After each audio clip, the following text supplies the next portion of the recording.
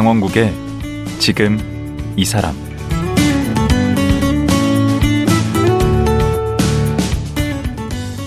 안녕하세요.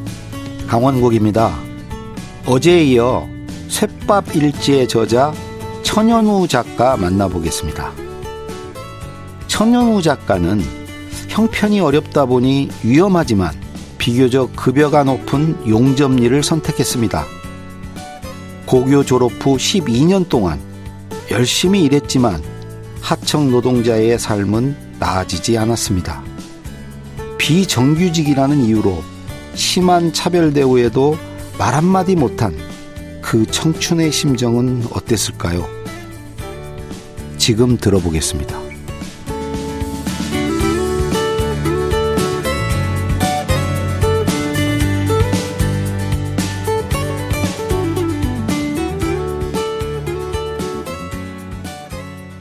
천현우 작가 다시 모셨습니다. 안녕하세요. 반갑습니다. 예, 어제는 이제 개인 얘기를 좀 많이 했고요. 그 쇳밥 일지 쓰게 된 과정이라든가 이런 얘기를 했고, 오늘은 이제 어찌 보면 그 쇳밥 일지가 나오게 된 그 뒷 배경이랄까, 그 노동 현실, 청년 노동 현실에 관해서 좀 더 말씀을 나눠보겠습니다. 직접 하청 노동자로서 오랜 기간 좀 일을 하셨잖아요. 네. 그 실제로 일을 하면서 하청 노동자로서 경제적으로 어려운 것도 있을 테고, 위험한 부분, 힘든 부분도 있을 테고, 여러 가지가 있을 수 있을 것 같은데, 어느 게 가장 힘들었나요? 차별이 눈에 보일 때 굉장히 힘들었죠. 근데 임금 차별이나 이런 거는 네. 눈에 사실 보이지 않아요. 왜냐면은 저 사람이 1억을 받든 뭘 하든 월급 명세서가 이렇게 딱 나오는 게 아니잖아요. 제가 차별을 가장 심하게 느꼈을 때는 그 S&T 공장 다녔을 때인데요. 그때 이제 여름에 용접을 했어요. S&T 공장의 하청업체를 다니셨겠지. 네, 정진테크라는 곳에서 일을 했었는데요. 여름에 첫 여름 용접을 이제 그거 경험을 했거든요. 첫 여름 용접인데 원청은 이제 그게 있어요. 그 냉풍기가 있어요, 따로 코끼리 모양인. 그걸 한 개씩 이렇게 지급하고 거기서 일을 할 수가 있는데 하청 그게 지급되지 않아요. 그러면은 차선책으로 이제 선풍기가 있겠죠. 근데 용접하면 선풍기 쬐면 안 됩니다. 왜냐면은 용접을 할 때 열이 엄청 가해지잖아요. 이게 액체 상태거든요. 액체가 바람을 맞으면 어떻게 되겠습니까? 이렇게 쑥 들어가겠죠. 그렇죠. 그 상태로 굳어버리는 거예요. 그러니까 그렇게 하면은 큰일 나요, 용접은. 그래서 선풍기도 쬐지 못하고 그냥 땡으로 몸으로 밀어붙이는 건데 점심시간에 녹초가 돼가지고 이러고 있는데 어디로 이제 정직원 아저씨도 2층 올라가더라고요. 정직원. 네네. 쫄래 따라가 봤는데 에어컨을 막 이렇게 하고 있더라고요. 그 락커룸에서. 에어컨이 있고 그냥 잘 수 있게 만들어 놓은. 그래서 저도 한숨 잤죠. 자고 일어나니까 좀 개운하더라고요. 그래서 딱 나갔는데 이제 아저씨가 길을 막아요. 니 어디 소속이고? 저 정진테크에서 왔는데요. 하청은 이런 데 쓰면 안 된다. 하청은 이거 쓰면 안 된다. 나가라. 와, 참 그러네. 그러니까 그분들의 나름의 논리는 있어요. 그러니까 우리의 투쟁의 몫이기 때문에 너희들은 무임승차를 허용하지 않겠다라는 그 나름의 논리가 있거든요. 근데 제 입장에선 굉장히 서러웠죠, 그때. 왜냐하면은 그렇다고 해가지고 월급은 월급대로 더 받고 좋은 환경에서 실컷 하시면서 일하는 똑같이 사람들이 일하면서 그러니까요. 같은 일하면서 이래도 되는 건가? 진짜 그런 생각이 들더라고요. 그러니까 이 구조를 만든 재벌이 나쁘다라는 게 그 이제 정규직대로 눌리고 저도 거기에 당연히 인정을 합니다만 눈앞에서 겪어보면은 말이 달라요. 재벌은 멀어요. 저는 아마 평생 S&T 그 최평규 회장을 만날 일이 없겠지만 그 앞에서 겪어본 그 차별은 평생 가슴에 남아요. 그래서 그 정규직 분들한테 제가 그 얘기하고 싶은 거는 하청한테 한 번이라도 차별하시면 안 된다고요. 이거는 마음에 상처가 남아요. 진짜로. 거기 그 원청과의 관계도 그렇지만 사회적 시선도 그렇게 따뜻하지는 않잖아요. 제가 이제 퇴근을 하잖아요. 퇴근을 하고 하면은 샤워도 못 하고 그냥 그대로 가거든요. 땀에 절어서. 땀에 절었는데 이제 용접은 이제 흉 냄새라고 해가지고 용접 가루 있잖아요. 이렇게 튀고 난 가루들이 이렇게 쌓일 거 아니에요. 그걸 아무리 불어내도 남아요. 그거하고 땀 냄새가 결합되면 되게 고약한 냄새가 나요.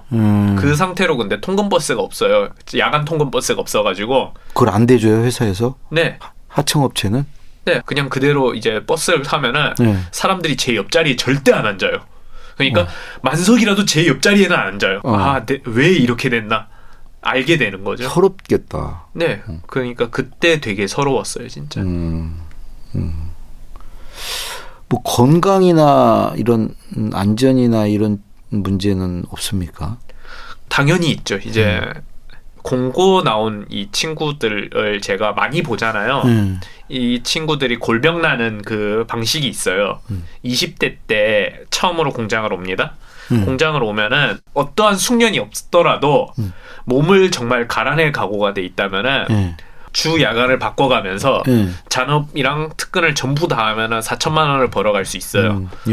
쭉 가는 거예요. 그냥 그렇게 하면은 20대 중반쯤에 돈이 좀 모여요. 뭐 이런 정부 지원까지 다 받으면 한 6, 7천 정도 모이겠죠. 그 정도 모았는데 그때부터 몸이 뻥나기 시작해요. 왜냐면은 쉴 새 없이 일했잖아요. 건강도 돌볼 틈이 없고 20대 중반부터 터집니다. 그럼. 그렇죠. 나이를 먹으면 이제 표가 나죠. 네네네. 어디 디스크가 생기거나 뭐 몸이 엄청 무겁거나 혹은 진짜 심하면은 뭐 암 같은 게 있을 수도 있고. 근데 그걸 보상받을 길은 전혀 없네. 없는 겁니다. 그냥 그러면 그렇게 해가지고 돈은 어떻게 벌어놨는데 자기 몸은 엉망이고 병원비로 막 또 들어가야 되고. 그렇죠. 숙련은 아무것도 쌓여 있지가 않고 그 상태로 이제 노출되고 그걸 그 숙련되지 않은 노동밖에 없으니까 그걸 가지고 계속 먹고 살아야 되는 하지만 몸은 계속 나빠져가는 그 악순환에 빠질 수밖에 없는 거예요. 그런 친구들 굉장히 많이 왔습니다.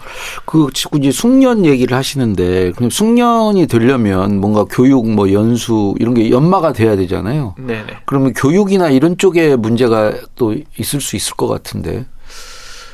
그 가장 큰 문제는 지방에서는 돈 되는 기술을 못 배워요.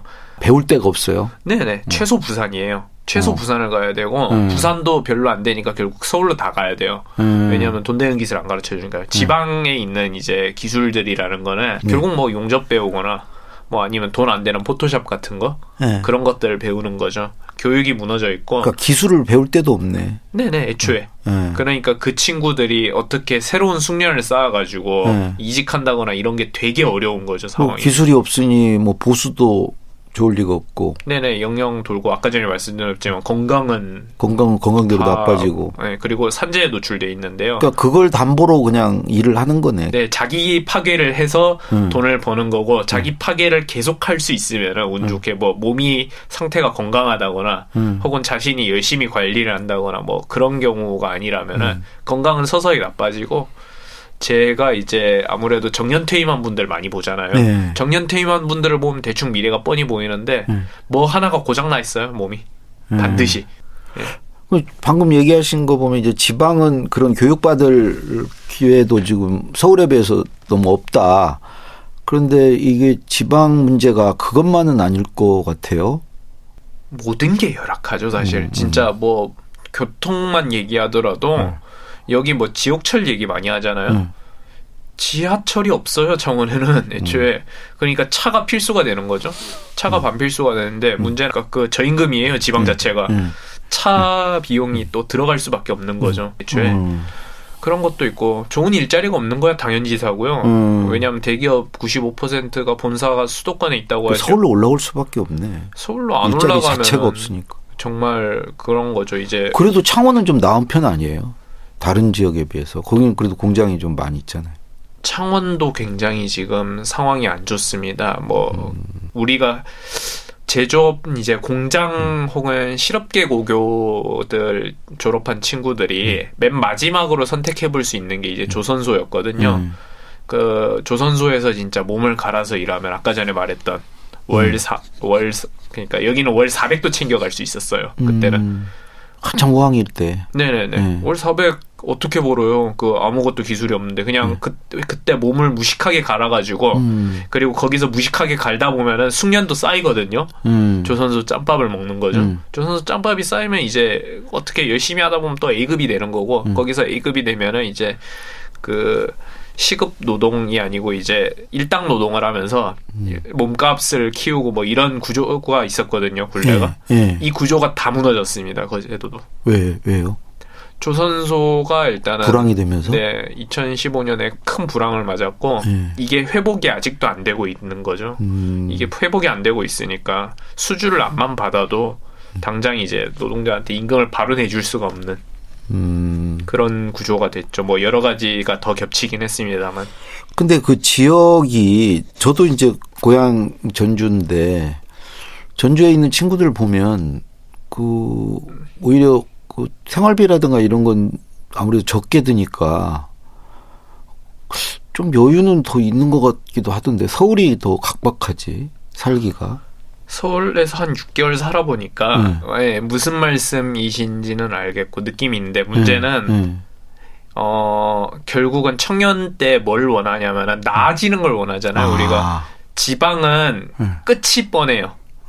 그냥 집 가지고 결혼하는 게 이게 그냥 인생의 퀘스트고 이게 인생의 그 마지막 업보가 되는데 그 생활 이외에 뭔가 다른 걸 꾸미기가 되게 열악하고 어려운 거예요. 꿈을 갖기가 어렵구나. 그렇죠. 직업 자체가 일단은 거의 없다 보니까 한정돼 있다 보니까 그렇죠. 꿈을 이루기가 되게 어렵고 한정돼 있는 거죠. 그래서 청년들이 떠나는 것도 있는 것 같습니다.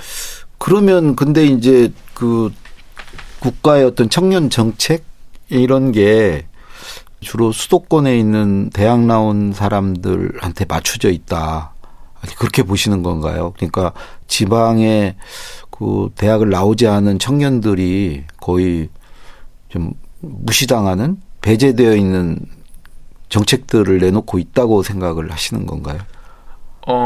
아니요. 정책은 네. 그러니까 상당히 잘 맞춰서 하고 있는데 뭐가 문제냐면은 담론에서 지워버리는 거죠. 그러니까 애초에 언급될 기회를 안 줘버리니까 우리가 말하는 것들을 정확하게 전달해서 핀포인트로 되는 게 아니고 이 사람들이 대충 어림짐작해서 집어서 만들어내는 경향이 좀 있죠. 그래서 그럼 어떻게 해야 되는 거죠? 결국은 지역 참여자가 많아져야 되는 수밖에 없고요. 그럼 지역에 있는 뭐 소위 이른바 막 그 좋은 대학 나오지 않은 청년들 그런 분들을 위한 배려나 어떤 정책은 뭐 지원이 어떤 게 있을 수 있어요? 청년 문제는 기본적으로 그 나이가 문제가 아니고 계급의 본질입니다. 그러니까 아무리 생각해도 그 처음에 서울 집에서 태어난 친구하고 그 지방의 월세 단칸방에서 태어난 친구하고 다를 거 아닙니까? 이게 다르죠. 같은 청년이라고 둘 수가 없잖아요. 이 계급을 잘 해체해서만 해도 되는데 예를 들어 가지고 지금은 없어졌는데 내일 체험 공제만 하더라도 어떤 거죠 그게? 그 2년 동안 중소기업에서 일하면은 그 정부랑 그리고 회사랑 그리고 이제 그 청년 당사자가 이렇게 돈을 모아가지고 2년 동안 목돈을 모아가지고 그 받는 거죠. 2년 뒤에 그 이자까지 합쳐가지고 이런 것만 해도 훌륭하죠. 왜냐하면 저는 정책이 좋은 정책이 뭐냐면은 모두가 그거 이득을 볼 수 있는 게 좋은 정책이라고 보거든요. 그렇죠. 그러니까 이거는 모두가 이익을 볼 수 있는 정책인 거예요. 근데 뭐 일부가 특혜를 보는 정책들이 있는 거예요? 일부가 특혜를 보는 정책이라기보다는 이 지금 청년 정책들을 하나하나씩 없애가는 게 더 문제겠죠. 아, 정책이 없어지고 있다? 네네. 내일 채용 공제 같은 경우도 없어지지 않았습니까? 그거 언제 없어진 거예요? 이번에 윤석열 정부 때 없앤 걸로 알고 있습니다. 그 지금 이제 모두가 혜택을 보는 정책이라고 그러셨는데 그러면 그렇지 않은 것들이 있고 이제 그게 좀 이제 불공정하다고 생각하시는 거 아닙니까? 모두가 그 이익을 볼 수 있는 게 이제 청년층을 얘기하는 게 아니고요. 그러니까 민 입장에서도 예산을 투입할 만한 일이었고 그리고 회사 입장에서도 이익을 보는. 그러니까 기업 생각 안 하고 정책을 할 수가 없잖아요. 우리가 결국은. 기업도 어느 정도 이익을 봐야 되는데 이거 같은 경우는 기업이 이익을 보지 않습니까? 왜냐하면은 인력난이잖아요. 근데 이 회사에 청년을 최소 2년 동안 묶어놓을 수 있는 유인책이 되는 거죠. 물론 이것도 악용될 수 있느냐는 소지가 있습니다만 적어도 저는 그 훨씬 이익이 많았다고 보는 정책이거든요. 그러면 그 이제 청년들이 하도 이제 뭐 불공정 얘기 많이 하잖아요. 네. 공정하지 못하다 우리 사회가. 그거에 이제 동의를 하십니까? 공정당론에 왜 목을 매게 됐느냐의 맥락을 한번 살펴볼 수가 있을 것 같은데요. 지금 직업 세계라는 게 아무래도 아까 전에 줄창제가 그 중소기업 얘기를 했지만은 네. 직업 세계가 너무 크게 나뉘어 버렸습니다. 어떻게 해요? 정규직이 공기업, 정규직 대기업, 공무원, 이 직장 혹은 전문직들. 그게 몇 퍼센트나 되죠? 한 15% 정도 된다고 보면 되겠죠, 총? 이 15%의 성 안에 들어가야만 그 85%에서 네. 이제 탈출할 수 있는 거죠. 왜냐면은 이 85%에서 성으로 다시 입성한다? 이게 불가능해요. 되게 어렵습니다. 불가능까지는 아닌데 사실상 이제 기적을 써야 되는 거죠. 그렇다 보니까 이 성 안에 들어가기 위한 공정이라는 건 이제 결투의 방식인데 성 안에 이제 들어가기 위해서는 결투를 해야 되는데 이 룰을 바꾸는 거를 절대 참을 수 없는 겁니다. 왜냐하면 이 룰이 바뀌어 버리면은 이제 이 성으로 진입할 수 있기 위해서 준비한 것들이 모두 허사가 되지 않습니까? 그럼 성으로 15% 그 성으로 진입하는 데 있어서 그게 공정하지 않다는 거예요? 네, 그 경쟁이 저는 이해를 했습니다. 그 공정이라는 걸. 아예 태어날 때부터 그 성 안에서 태어난 사람도 있고. 그건 이제 불공평인데 불공평에 대해서는 청년들이 다 이해하고 있습니다. 아니 금수저 물고 태어난 애들을 우리가 어떻게 제껴? 근데 적어도 그 금수저랑 그거 흙수저가 경쟁에서는 공정해야 된다. 네, 적어도 그 정도까지는 해줘야 되지 않나? 그 정도 양식민이 있어야 될 거 아니에요? 예를 하나만 들어보시면 어떤 경우가 불공정이 일어나는 경우예요? 뭐 이제 그 친구들이 말하는 불공정이라는 게 예를 들어 가지고 이 친구 한 명이 팔이 없습니다. 팔이 없어가지고 그 방패를 들 수가 없어요. 이 친구들은 그냥 그러니까 방패가 없는 걸 가지고 가점을 줘요. 이게 불공정이라는 겁니다. 이게 이제 현실에서 어떻게 투영되냐면 그러니까 뭐 장애인 특혜 뭐 지역 특혜 뭐 이런 여성 특혜 그런 게 불공정이다. 그러니까 그 특례 조항들이 모두 불공정이다. 그러니까 약자 보호 차원 아닌가요? 약자 보호 차원인데 그럼에도 불구하고 이 룰을 바꾸면 안 된다는 거죠.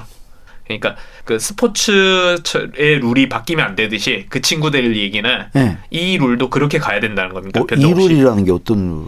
15%로 가기 위한 룰. 그러니까 시험. 이 바뀌면 안 된다는 거죠. 그 시험은 그냥 모든 사람에게 똑같이 적용을 해야지 일부 사람에게 특혜를 주면 안 된다는 그 얘기이신가요? 네네. 이걸 저는 어디서 생각을 했었냐면 인국공 사태라고 하죠. 인천공항. 네, 인천공항대 이제 정규직으로 바꿨는데 실제 맥락은 그러니까 완벽하게 정규직의 전환도 아니었고 세세하게 따져볼 건 많음에도 불구하고 그 정규직이라는 말의 버튼이 다 눌린 거죠, 친구들이. 왜냐면은 우린 열심히 했었는데 저 85% 안에 있었던 녀석들이 이 룰을 거치지 않고 갔다는 게 이 룰을 거치지 않은 채로 15% 들어갔다? 네, 이게 말이 되지 않는다. 이건 불공정하다. 이거죠. 그 배 아픈 거 아닌가? 그냥? 이게 배 아플 수밖에 없는 게 그 아까 전에 말씀드렸지만 85% 성에 남겨지면은 얼어 죽고 추워 죽고 뭐 그 다음에 쪄서 죽고 뭐 이런 식이기 때문에 거기에 더 민감해질 수밖에 없는 거고 결국 그 중간 일자리가 많아져야겠죠, 이를 위해서. 너무 양극화되어 있다. 네네네. 중간 지점을 만들어줘야죠.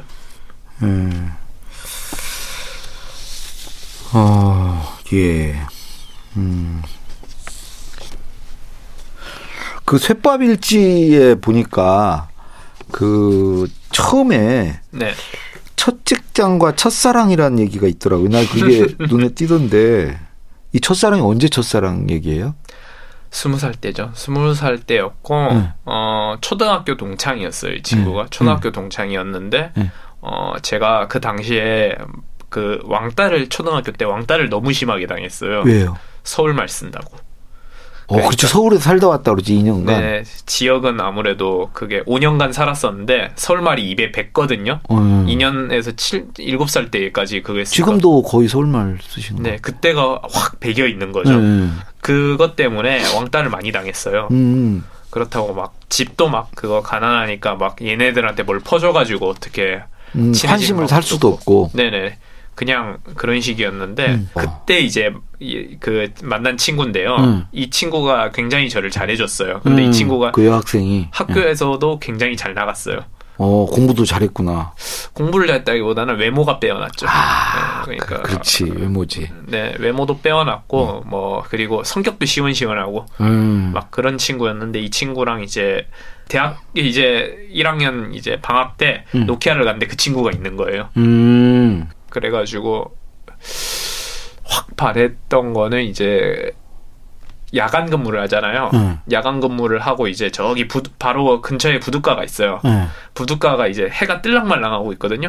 해가 막 이렇게 쫙 뜨고 그랬을 때 야 멋있지? 막 이러는데 너무 예쁘더라고요. 그 모습이. 그렇지. 그래서 그때 이때 고백을 했었어야 되는데 그때 제가 굉장히 이제 막 찌질했어요. 그러니까 하도 막 가난하게 살고 자신감이 없었구나. 네네네. 그리고 이런 놈을 누가 좋아하지 대체? 그래서 말을 못한 거예요. 그대로 그냥 끝난 겁니다. 그래서 그 뒤로 못 만났어요? 그 뒤로 못 만나지는 않았고요. 이제 쇳밥일지 들고 한번 찾아가야지. 결혼했어요. 그래요? 아이고 찾아가면 안 되겠다. 아이고 놓쳤네. 그렇게 돼버린 거죠.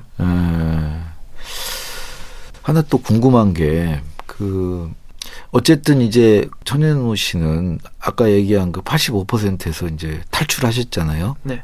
탈출한 정도가 아니고 이제 유명 인사가 되셨어요.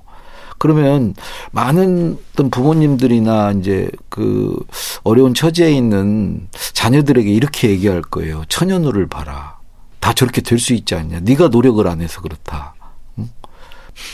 저렇게 개천에서 용나는데 네가 문제지. 왜 개천이 문제냐. 어떻게 생각하세요? 저는 정말 말도 안 되게 운이 좋은 경우인데요. 저는 어떠한 그 사회상의 굴곡이 여러 번 있었지만은 세상의 굴곡마다 사람이 있었어요. 거기에. 예를 들어가지고 제가 빚이 8천만 원이 쏟아졌어요. 2014년에. 왜 갑자기 쏟아져요, 그게? 이게 노름한 것도 아닌데. 그게 어떻게 된 거냐면요. 제가 그 같은 친구한테 그 전문대 가지고 학벌 가지고 놀림을 받아가지고 제가 그때 편입을 하겠다고 일을 갈았어요. 어머니도 그걸 듣고 그 막 빚을 엄청 땡겨가지고 일수를 한 거죠. 제 빚까지 싹 다 땡겨가지고 일수를 놨는데 그 사기꾼이 있었는데요. 사기꾼이 15억 통장 보여주면서 불려주겠다. 지금 너무 사정이 너무 그거 딱하니까. 그래가지고 그걸 불렸는데 그 사기꾼이 그대로 날라버리고 빚이 그대로 쏟아졌는데 문자 그대로 끝이다. 난 이제 살 수가 없다. 방법이 없다라고 했는데 그 자살 생각하다가 한번 그때 이제 변호사 노무사분부터 시작을 해서 저랑 이제 막노동을 나갔던 아저씨가 해줬던 격려의 말들이 있었고 그 외에도 이제 그 공장에서 만난 다른 사람과 만나가지고 어려울 때마다 주변에 사람이 있었다. 네. 진짜 뭔가 딱 배치해 놓은 듯이 사람이 있어가지고 그 덕분에 다 헤쳐나가고 지금 여기에 있는 거지 제가 뭘 잘했다고 생각하지 전혀 않습니다. 네, 사람은 늘 있죠. 근데 그 사람을 자기가 어떻게 그 받아들이고 거기서 어떤 동기부여를 받고 그런 그 차이겠죠. 사람 옆에는 사람이 늘 있죠. 근데 되게 이 프로그램에 나오신 분들은 되게 대답이 비슷해요. 내 옆에 사람이 있었다고. 예. 그러니까 이건 특별한 경우다. 네네. 나를 너무 일반화하지 마라. 네. 그리고 운이 너무 좋았던 게 제가 글쓰기를 한 거는 무슨 이렇게 되고 싶어서 글쓰기를 한 게 아니고 그냥 글쓰기를 하다 보니까 기회가 왔을 때 저를 표현할 수 있는 기술이 있었던 거죠. 그게 글쓰기였던 거고. 그래서 이걸 표현할 수가 있었고 그래서 사람들이 어떻게 좋게 봐준 거지. 제가 글쓰기를 하려고 한 게 아니기 때문에 이건 운이죠. 그냥 문자 그대로. 요즘에도 글을 쓰실 거 아니에요? 네네. 일정하게 이렇게 쭉 뭐 어디 장소나 어떤 시간대가 있습니까? 매일 글 쓰는? 아니요. 지금은 좀 소진 상태이고 좀 바꿔보려고 하고 있습니다. 이제 스타일을. 내 글에서 나를 표현하는 글에서 다른 사람 이야기를 담아내는 글을 쓰신다는 얘기신가요? 네, 그것도 포함해서 네. 이제 소설에 18전에 도전하려고 아, 했습니다. 소설. 네네. 17번 지금 안 됐으니까 18번째. 네네. 7전 8기는 있어도 17전 18기 되겠네. 18기. 예. 지금 소설 그러면 준비하고 계세요? 소설도 써볼까 생각 중이고. 아직 쓰시지는 않고. 청탁을 받은 곳이 있어서 거기서 한번 몸을 제대로 풀어보려고요. 제가 이제 소설을 잘 쓸 수 있나? 야, 앞으로 근데 소설이 기대도 되면서 부담도 좀 되시겠네.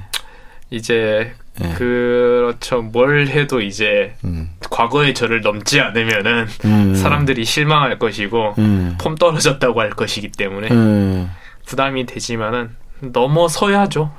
이렇게 품어져 나오는 게 그게 기운이 느껴집니다. 예. 감사합니다. 자, 어제 오늘 정말 말씀 감사하고요. 혹시 뭐 못다한 말 있으면 마지막으로 한 말씀 하시죠. 예, 지금 제가 네. 글쓰기 같은 것들을 잠깐 개점 휴업을 하고 있고 네. SNS나 이런 곳에 일체 글쓰기를 안 하고 있습니다만은 잠수 탄 게 아니고요. 천연호가 이제 했었던 개인적인 노동 얘기는 끝났습니다. 더 해서도 안 되고 다른 사람들이 해야 됩니다. 이제 투는 안 나오는구나. 셋밥일지 투는. 그 기다리는 사람도 있을 텐데. 예. 그건 없습니다. 그건 네네. 없고요. 셋밥일지 투는 없고 이제 여러분들께서 이제 글을 기다리고 계시다면 마냥 네, 준비를 열심히 하고 있고 소설로 만나보게 되겠네요. 네, 소설과 그리고 더 나아진 그리고 얼룩소에서 그 훨씬 이제 깔을 갖춘 그 제대로 된 형식을 갖춘 글을 쓰기 위해서 준비하고 있습니다. 기다려주시면 감사하겠습니다. 예, 저도 기대하고 기다리겠습니다. 예, 어제 오늘 말씀 고맙습니다. 아유, 감사합니다. 예. 20살부터 노동 현장에 뛰어들어 그 경험을 가지고 셋밥일지란 책을 쓴 천연우 작가였습니다.